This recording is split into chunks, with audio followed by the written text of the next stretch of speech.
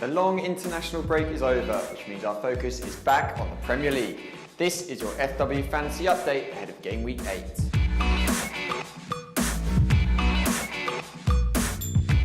We start today with the man who has everybody talking after netting 13 goals for club and country in September alone. This week's market mover is Harry Kane.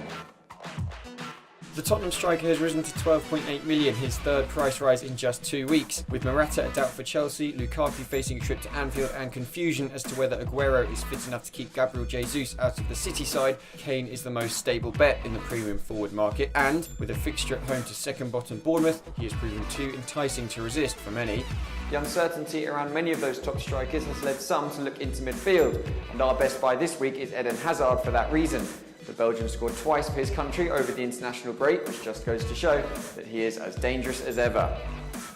Hazard is owned by just 4% of managers going into this weekend, so he could be a very good differential, particularly if Antonio Conte plays him in a central false 9 role should Morata indeed miss the trip to Crystal Palace. Aside from Palace, Chelsea are looking at some favourable fixtures in the next couple of weeks. They welcome Watford next weekend before heading to Bournemouth, so Hazard could be a great pick.